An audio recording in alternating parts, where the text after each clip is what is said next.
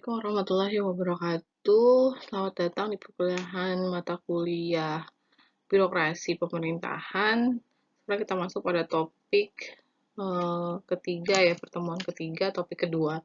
What is the role of bureaucracy? Itu yang akan kita bahas. Jadi hari ini kita akan membahas tentang peran birokrasi, fungsi birokrasi, dan apa hubungannya birokrasi dengan proses pembuatan kebijakan. Mari kita mulai. Kita mulai dengan mengingat kembali apa itu birokrasi. Birokrasi itu rule by official. Artinya dikelola atau diperintah gitu, atau pemerintahan yang dikelola oleh pejabat. Kemudian yang mengerjakan pekerjaan administratif rutin. Atau dikelola atau diperintah oleh pejabat yang bukan berasal dari hasil pemilu. Kemudian birokrasi itu adalah proses administrasi publik dengan menggunakan organisasi yang bersifat rasional. Nah, atau menggunakan perspektifnya Max Weber bahwa birokrasi itu adalah rasional, rule govern behavior, dan impersonal authority. Nah, untuk persoalan ini kita akan bahas nanti lebih detail lagi di pertemuan kelima. Yang terakhir adalah kalau dalam ranah comparative government studies, the term birokrasi itu refer to mesin administratifnya negara, dan sama ini birokrat itu adalah non-elected state official, jadi pejabat yang bukan berasal dari hasil pemilu, atau kita sebut sebagai civil servants, atau dalam bahasa Indonesia adalah pegawai negeri sipil atau aparatur sipil negara ASN. What is the role of bureaucracy? According to Haywood, their primary concern is policy implementation. Jadi, pekerjaan utama birokrasi adalah melaksanakan kebijakan, albeit they're working under their politic master. Meskipun birokrat itu bekerja di bawah politicians. Okay, what kind of policy implementation? First adalah execution and enforcement of the laws made by the legislature. Dan yang kedua adalah the policies decided by the political executive. Jadi sederhana sebenarnya. Peran birokrasi itu secara teorinya hanyalah melaksanakan kebijakan yang dihasilkan baik oleh legislatif maupun oleh eksekutif. Ya, kebijakan yang dihasilkan oleh DPR maupun kebijakan yang dihasilkan oleh presiden, kepala daerah, kepala desa, dan seterusnya. Jadi, saking sederhananya, moreover, bureaucrats are simply cogging in a machine.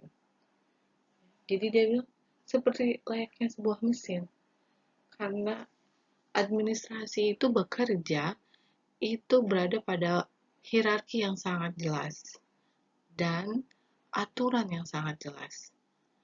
Dengan demikian, birokrat tidak bisa bekerja di luar aturan.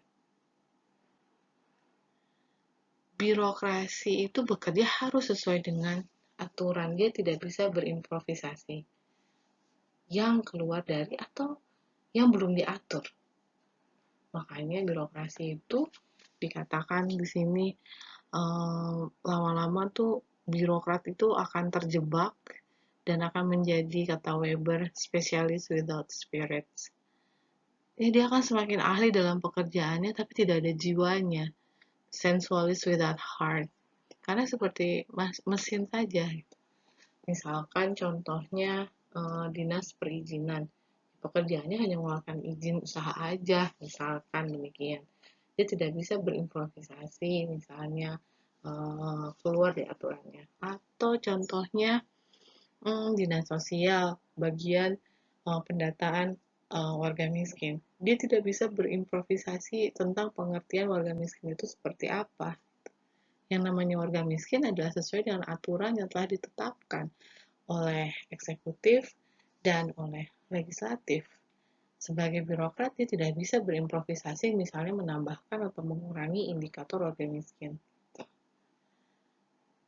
Makanya dibilang spesialis without spirit gitu. Makanya kalau kamu ketemu sama PNS misalnya ngurus KTP, ngurus KK, ini kok ribet aman ini, pasti mereka akan berkata ya ini sesuai dengan aturan. Wah, nyebelin banget gitu kan. Sekarang suka seperti itu. Ya memang begitu adanya, bahwa peran birokrasi itu adalah hanya melaksanakan kebijakan. Dia diikat oleh kebijakan, oleh aturan, dan diikat oleh hierarki yang jelas. Okay, that is the role of birokrasi. One thing di sini yang menarik adalah Max Weber mengatakan bahwa yang namanya birokrasi ada strict separation between the administrative world and the political world. Jadi, albeit they're working under their politic master, birokrasi ketika melaksanakan kebijakannya itu bukan dalam rangka dia sedang melakukan kegiatan politis ya. Jadi hanya melakukan kegiatan atau proses administratif. Jadi nanti kamu harus bisa membedakan proses administratif dan political world. Ya, dari penjelasan di sini, setidaknya kita mengambil kesimpulan bahwa birokrat itu bekerja di bawah politik master. Artinya top leader dalam sebuah pemerintahan itu selalu politician. Politician yang dipilih berdasarkan metode pemilu. Itu di dalam negara demokrasi. Beda dengan negara otoriter misalnya. Negara otoriter mungkin bukan dari hasil demokrasi. Pemilu, monarki juga beda gitu. Tapi ya birokrasi itu atau birokrat itu selalu bekerja di bawah politik master. Makanya menurut Weber, jika ingin birokrasinya berjalan dengan baik, maka harus ada separations between political world and administrative world. But ini menariknya, the reality is very different. In the books, in the theory, bureaucracy, the primary concern of bureaucracy, the role of bureaucracy is policy implementation. But the reality showing different.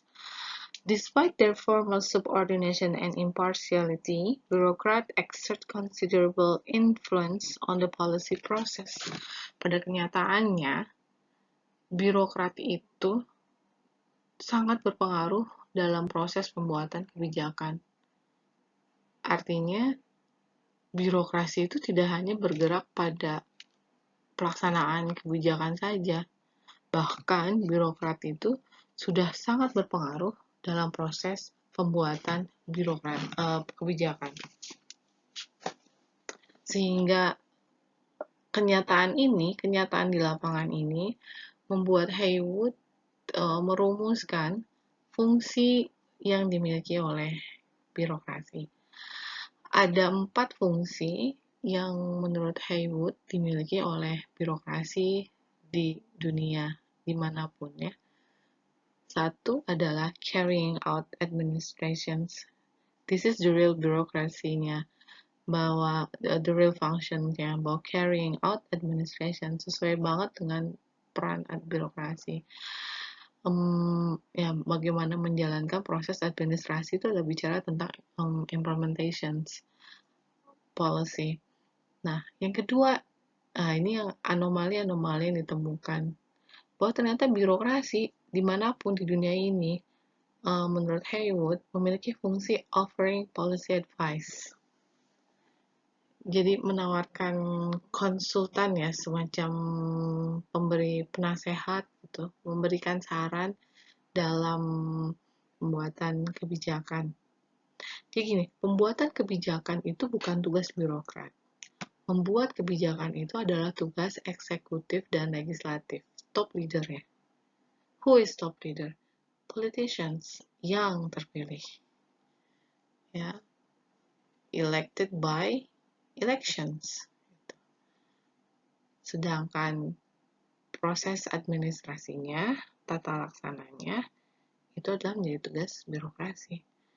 Namun, kenyataan di lapangan, birokrasi ternyata memiliki fungsi offering policy advice, mempunyai peran dalam menyarankan dalam pembuatan kebijakan. Di formulasinya aja dia sudah punya fungsi.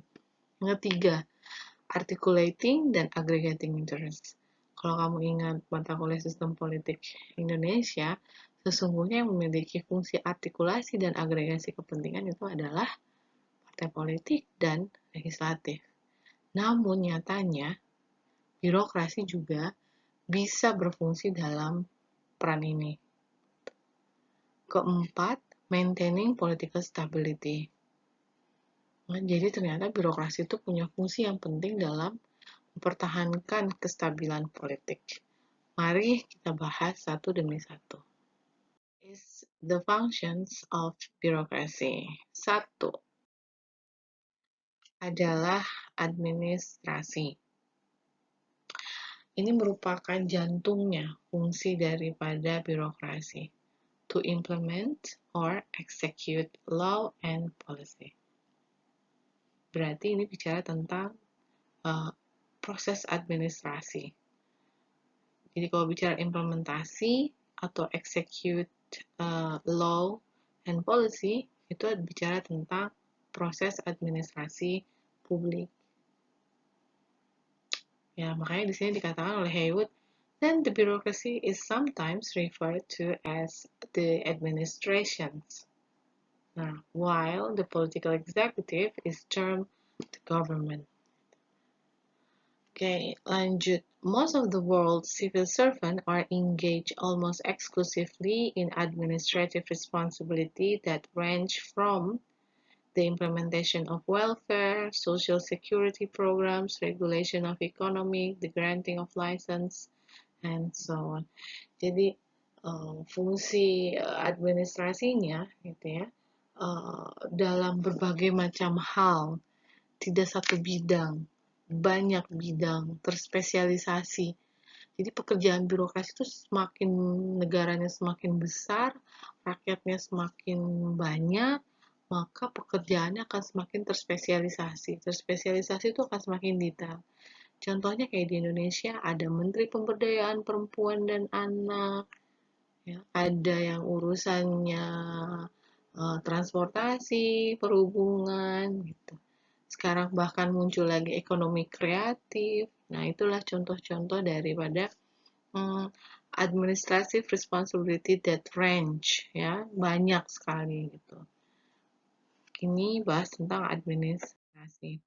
Nah, nevertheless, the image of bureaucrat as mere functionaries who applies rules and carry out order issued by others can be misleading.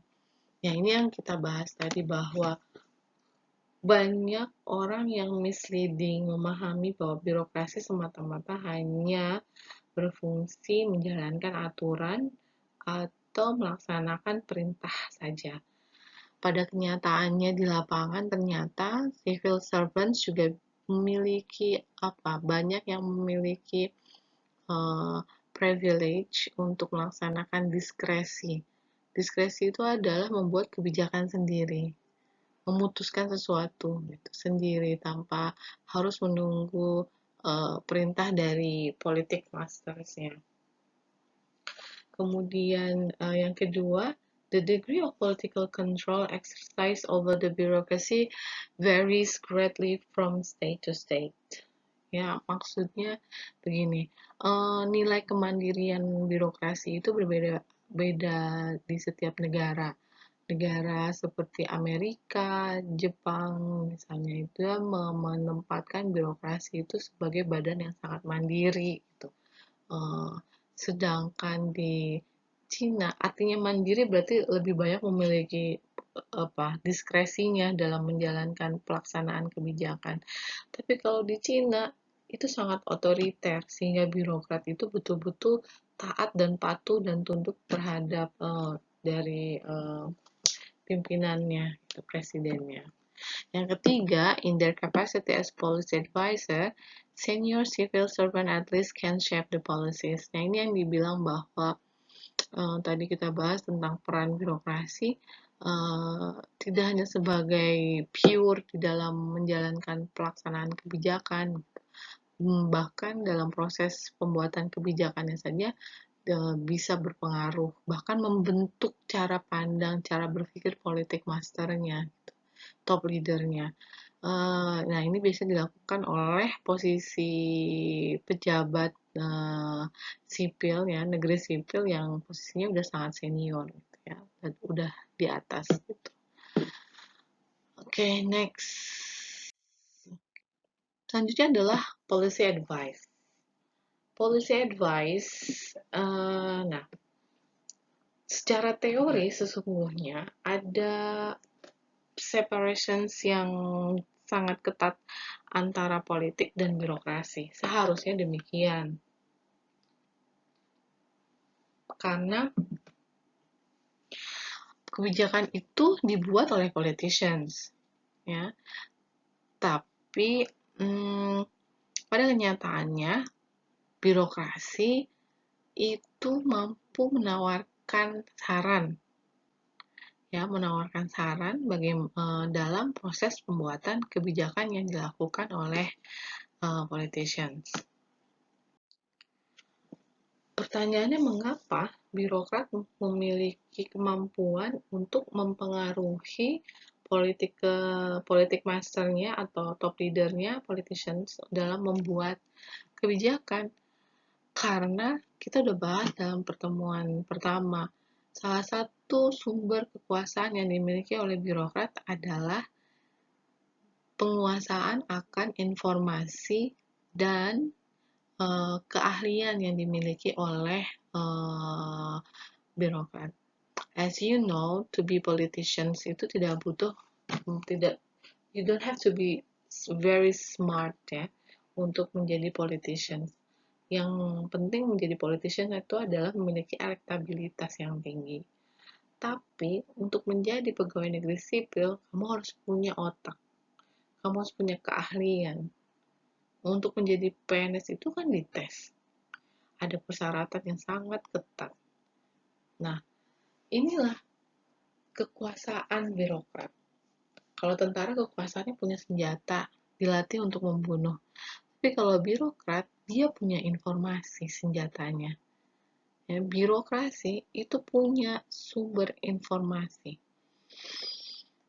Dan yang kedua adalah punya sumber kekuasaan, yaitu keahlian. Sehingga ketika dia menguasai informasi dan keahlian, dia mampu untuk menentukan jalan alur informasi. Contoh deh kayak gini, saya punya informasi A dan B. Mana yang lebih menguntungkan? A atau B? Bisa saja demikian caranya. Jadi dia birokrat bisa memainkan peran bahwa saya ingin melaporkan informasi yang ini tapi merahasiakan informasi lainnya, atau saya ingin mengarahkan pimpinan saya untuk sepakat dengan apa yang dianggapnya benar. Padahal tugas utamanya birokrat itu tidak perlu harus membentuk politicians. Tugasnya dia hanya menyampaikan saja semua informasi yang dipunya kepada politician. Tapi pada kenyataannya nggak demikian. Gitu. Policy advice. Itu satu sisi. Di sisi lain adalah politician yang nggak punya keahlian sehingga dia menggantungkan hidupnya pada birokrat gitu. Jadi dia bahkan meminta saran gitu. Ada birokrasi yang dengan sendirinya memberikan saran, ada yang memang politician yang meminta birokrasi yang memberikan saran.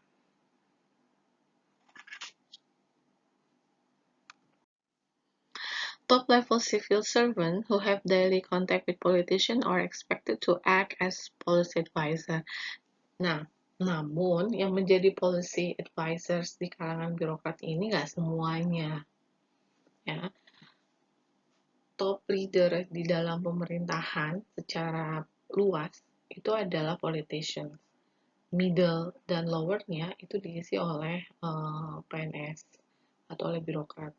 Nah, di dalam birokrat sendiri ada level senior, ada level menengah, dan ada level juniornya. Nah, Di level senior yang jumlahnya lebih sedikit, kayak segitiga bentuknya, nah biasanya itulah yang menjadi policy advisor. Sedangkan yang bagian tengah dan lower itu adalah bagian yang mengerjakan pekerjaan administratif secara rutin, rutin sehari-hari. Seperti itu. Next, di sini, oke, kita lanjut ke articulation interest. Jadi ada yang disebut dengan artikulasi dan agregasi kepentingan. Kan seharusnya itu dikerjakan oleh partai politik, legislatif, maupun eksekutif lah, sedikit oleh eksekutif ya, karena tugas kalau berdasarkan sistem politik Indonesia teorinya, artikulasi dan agregasi itu lebih pada tugasnya legislatif ya. Nah, mengapa fungsi artikulasi dan agregasi ini kemudian birokrasi juga bisa menjalankan fungsi ini? Kelebihan daripada birokrasi adalah dia menjadi bridging ya, jembatan antara pemerintah dengan masyarakat. Sehingga dia mampu mempunyai kontak-kontak lah, jejaring, bahasa kerennya itu jejaring, berjejaring tidak hanya dengan pemerintah di dalam pemerintahnya saja, tapi dia bisa berjejaring di luar pemerintah. Nah, ketika dia berjejaring, memiliki kemampuan berjejaring dengan yang di luar pemerintah, alias masyarakat, dari industrial, gitu, corporate, maka disitulah dia akan berfungsi secara tidak ya langsung maupun tidak langsung, dia akan menjaring kepentingan, menjaring aspirasi, ya. Ketika dia sudah mampu menjaring aspirasi, di situ kan ya tadi ada policy advisor. Nah, ketika dia mengartikulasikan kepentingan, nah ketika dia berfungsi sebagai policy advisor, sesungguhnya dia sedang melakukan agregasi kepentingan, yaitu membuat alternatif-alternatif kebijakan dalam formulasi kebijakan ya. Jadi saling berhubungan ya antara policy advisor dengan agregasi kepentingan. Nah, ketika dia berjejaring, nih, ada tapinya. Nah, ini akan menciptakan yang disebut dengan clientelism. Apa sih clientelism? Clientelism adalah system of government and politics based on a relationship between patron and clients. Jadi, clientelism itu adalah hubungan patron dan klien. Ada yang dipertukarkan di dalam hubungan patron dan klien. Ada dan saling menguntungkan. Here's the problems. Ya, patron dan klien ini. Di sini dikatakan bahwa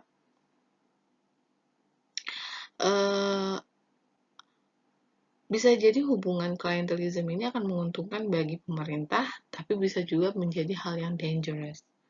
Apa hal yang menakutkannya adalah ketika birokrasi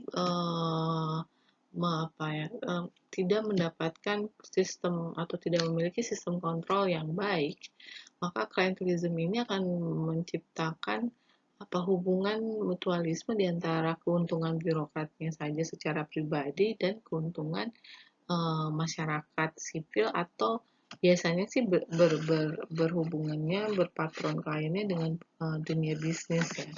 Bisnis. Yang paling menakutkan adalah yang menjadi patronnya adalah industri gitu. Jadi birokrat bagaimana bekerja untuk melayani kepentingan industri. Sedangkan birokrat itu adalah milik publik. Fungsinya adalah melayani kepentingan publik. Nah, ini yang menjadi dangerous-nya, gitu. Hal yang bahayanya. Jadi ada dua kemungkinan dalam hubungan clientelism. Bureaucracy controls public issue, atau otherwise industry control the public agenda. Nah, ini menakutkan. Bagi saya sih dua-duanya menakutkan, karena saya berbasis pada perspektif Marxis terhadap birokrasi, bahwa birokrat itu adalah makhluk tersendiri yang memiliki kepentingan dia sendiri. Apa sih kepentingan birokrat? Ya, untuk memperpanjang usianya dalam menguasai atau mempertahankan kekuasaannya, ya untuk memperpanjang karirnya. Jadi dia tidak akan berpikir bagaimana melayani masternya atau bagaimana melayani rakyatnya, tapi untuk melayani kepentingan dirinya sendiri.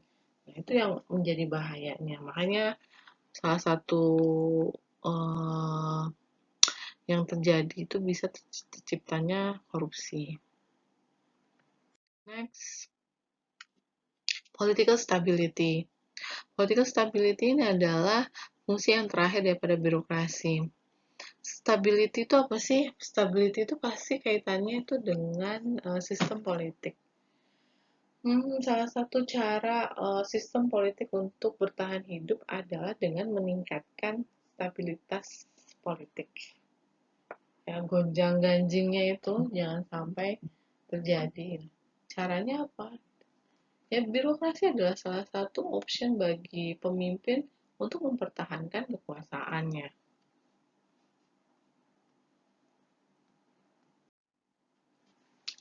Mengapa birokrasi itu bisa digunakan berfungsi sebagai stabilitas politik?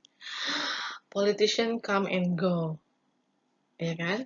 Today presidennya Jokowi, but yesterday is SBY. Artinya they come and go. Ministrinya today siapa, kemarin siapa, tapi ya, birokratnya yang kerja sebagai PNS ya orangnya itu aja, permanen. Betapa pentingnya birokrasi dalam menjaga stabilitas politik. Ya, di sini dikatakan bahwa this is sometimes seen as particularly important in developing state, ya seperti kita lah negara-negara berkembang di mana existence of body of trained career official may provide the only guarantee that government is conducted in an orderly and reliable fashion. Ya, jadi pemerintah itu sangat bergantung kepada birokratnya. Kalau birokrasinya dalam posisi labil, tidak bisa diatur, bergerak masing-masing, udah pasti sistem politiknya tidak akan berjalan dengan baik dan tidak bisa bertahan lama. Ya, saya menggunakan penjelasan menggunakan teorinya Almond. Oke. Nah, this stability depends very largely on the status of bureaucrat. Nah, itu dia. Stabilitas itu akan sangat berpengaruh dari bagaimana status karir birokrat di setiap negara. Kalau misalnya sistem birokratnya adalah permanen, kayak di Indonesia, siapapun yang menguasai birokrat, maka dia akan langgeng kekuasaannya. Gitu. Ya, karena sifatnya permanen, mereka akan terus ada, sedangkan top leadernya, itu pemerintahannya comes and go. Ya. The bureaucracy always there. Next. However, nah di sini ada anomalinya. However, continuity can give disadvantage. Jadi, keberlangsungan atau sifat karir PNS yang permanen itu akan menimbulkan ketidakberuntungan atau menimbulkan bahaya lah. Apa ancamannya? Corruptions. Kalau birokrasi di sebuah negara namun tidak ada sistem kontrol yang baik terhadap birokratnya, maka akan ada ancaman terjadinya korupsi. Atau apalagi contohnya di sini oleh Haywood dikatakan bahwa in other cases bisa jadi adanya sikap arogansi, insularity itu apa ya? Keterpurukan gitu. Atau are a bias in favor of conservatism. Apa sih conservatism? Conservatism itu adalah sebuah paham di mana tidak mampu menerima perubahan secara radikal. Jadi kalau misalnya birokrasinya itu sifatnya ya tadi situ permanen, birokrasi yang sifatnya permanen itu pasti memiliki ancaman. Yang satu adalah korupsi. Dia menggunakan kekuasaan secara sewenang-wenang. Kemudian arogan. Arogan tuh begini, meski dia tidak mampu menghormati siapa pimpinannya. Misalnya. Kepala daerah kan dipimpin, artinya dia wakil dari rakyat. Rakyat memilih kepala daerahnya. Tapi dia birokrat bisa secara arogan gitu, berjalan sendiri, tidak mentaati hasil pemilu misalnya. Atau konservatism, birokrasinya menolak untuk hal-hal yang baru, inovatif gitu ya, yang bersifat perubahan gitu. Itu dia akan menolak. Mengapa? Karena kalau terjadi perubahan, maka kekuasaan birokrasi akan terancam. Contoh deh, dalam rangka untuk meningkatkan profesionalisme birokrasi, maka harus diadakan yang namanya reformasi birokrasi. Belum tentu birokrat-birokrat itu mau melaksanakan reformasi birokrasi. Pasti akan ada namanya gerakan anti atau gerakan apa ya sebutnya, saya lupa. Ya pasti akan ada perlawanan lah terhadap perubahan. Itu disebut dengan konservatisme. Itu the disadvantage-nya dari sifat birokrasi yang permanen. Next, what is the link between policy making and administrations? Sebenarnya dari fungsi yang sudah kita bahas tadi, kita akan bisa mampu menyimpulkan bahwa birokrasi itu bukan hanya sekedar secara teori, meskipun secara teori itu adalah melaksanakan kebijakan yang dihasilkan oleh legislatif maupun eksekutif gitu. Ternyata birokrasi itu sedari awal perencanaan pembuatan kebijakan pun sudah memiliki perannya. Di sini dikatakan bahwa policy and administration are intimately bound together and cannot be neatly separated. Jadi you cannot separate it dari perannya birokrasi dari mulai si kebijakan itu mau dibuat sampai kebijakan itu akan dilaksanakan. Pelaksanaan kebijakan itu soal administrasi. Tapi soal pembuatan kebijakan, ya ternyata birokrasi itu memiliki fungsi dan peran di situ. Ya. Nah, mengapa demikian? Karena meskipun Weber mengatakan seharusnya ada the strict separation between bureaucracy and politics, in the reality, gitu ya, the line between policy and administration is not very clear. Jadi garis bahwa ini adalah tugas politician membuat kebijakan, bukan urusan birokrasi, dan ini adalah soalnya birokrasi, administrasi publik, melaksanakan kebijakan, itu sangat tipis sehingga akan saling tumpang tindih. Jadi, it would be exceedingly foolish to try to implement a policy that could not be sensible administrated. At the same time, the best administration in the world cannot save a fundamentally flawed policy. Begini. Politicians membuat kebijakan tapi tidak bisa dilaksanakan, itu sangat bodoh. Dan birokrat melaksanakan kebijakan yang cacat juga sangat bodoh. Artinya kedua-duanya tidak bisa dilaksanakan. Sehingga apa yang terjadi?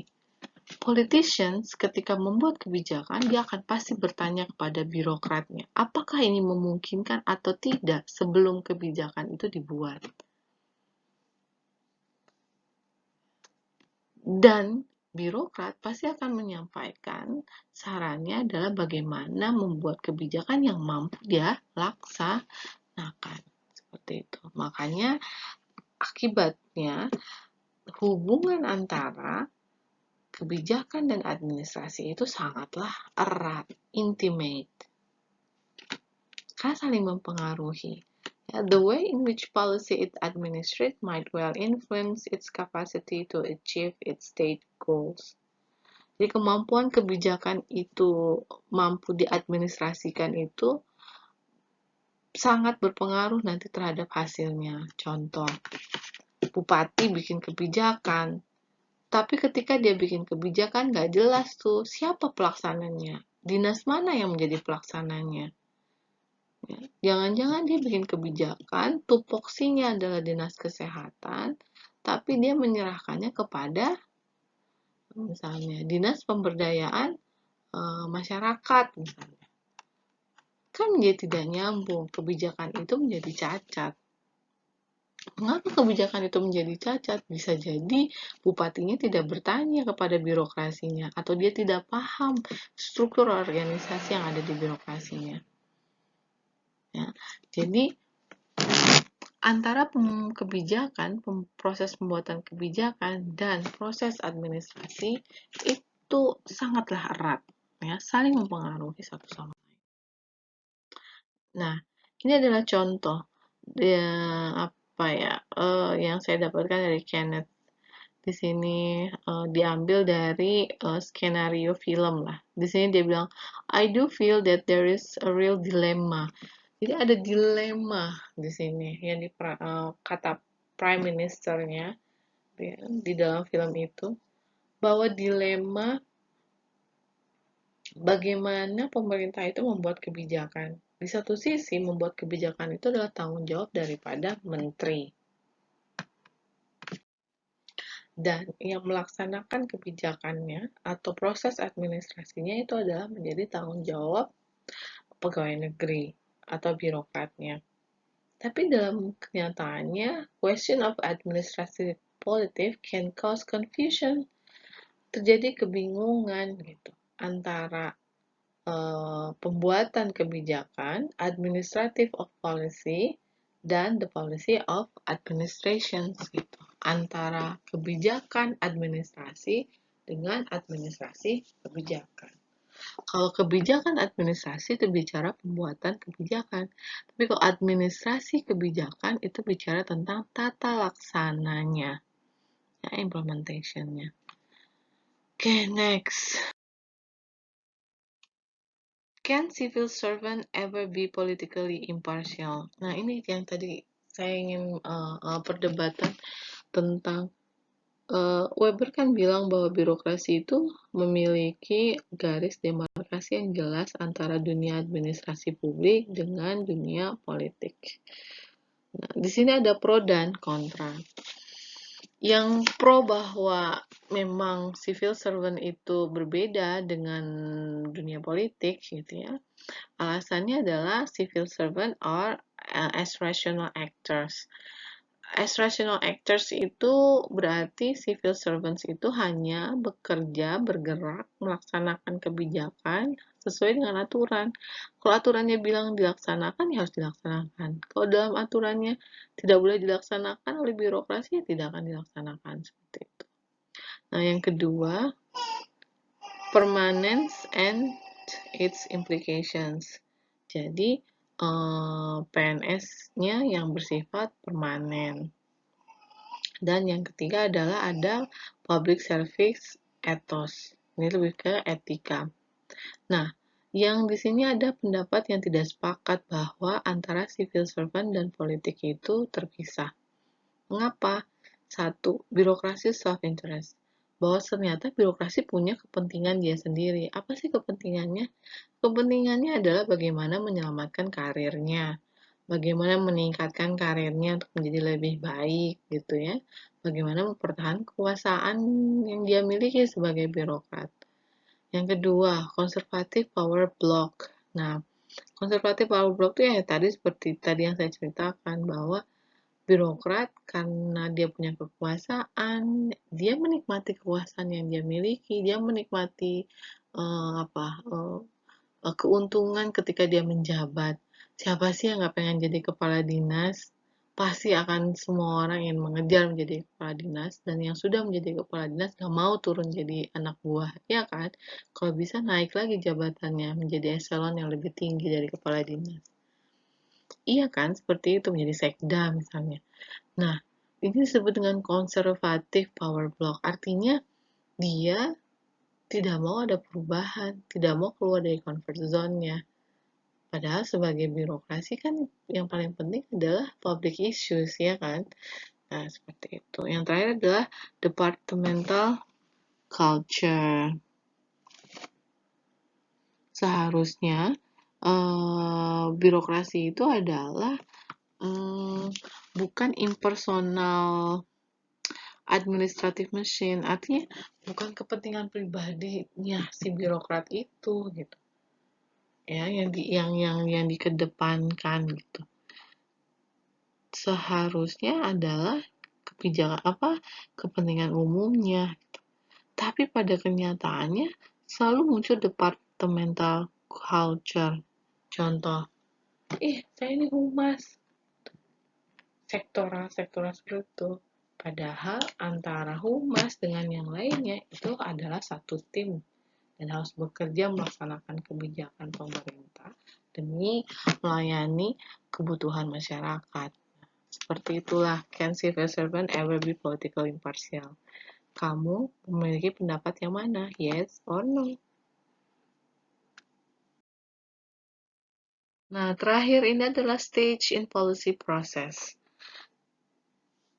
Ada inisiasi, ada formulasi, ada implementasi, ada evaluasi. Ini akan dibahas nanti pada mata kuliah kebijakan publik. Yang ingin saya tekankan adalah, teorinya memang peran birokrasi itu adalah melaksanakan kebijakan. Tapi ternyata dalam kenyataannya, birokrasi memiliki fungsi yang melebihi daripada peran birokrasi itu sendiri. Kalau kita lihat stage in policy process ini, inisiasi, formulasi, implementasi, evaluasi itu tidak bisa lepas daripada peran dari birokrasi. Jadi peran birokrasi itu nggak cuma pada tahap ketiga implementasi saja, bahkan jauh sebelumnya, di inisiasi dan formulasi, seperti itu. Oke, sekian topik ketiga.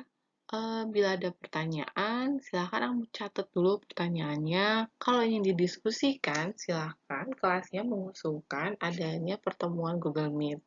Kita sudah ada 2 materi yang sangat padat, bisa kita diskusikan. Nanti silakan kamu usulkan kepada ketua kelasnya jikalau ingin dilanjutkan dengan adanya diskusi secara live online. Oke. Semoga kamu paham, semoga kamu semakin curiousnya semakin tinggi dan mempelajari sumber bukunya secara langsung, dan saya tunggu diskusinya. Terakhir, jangan lupa untuk mengerjakan kuis yang sudah saya sediakan. Terima kasih. Assalamualaikum warahmatullahi wabarakatuh.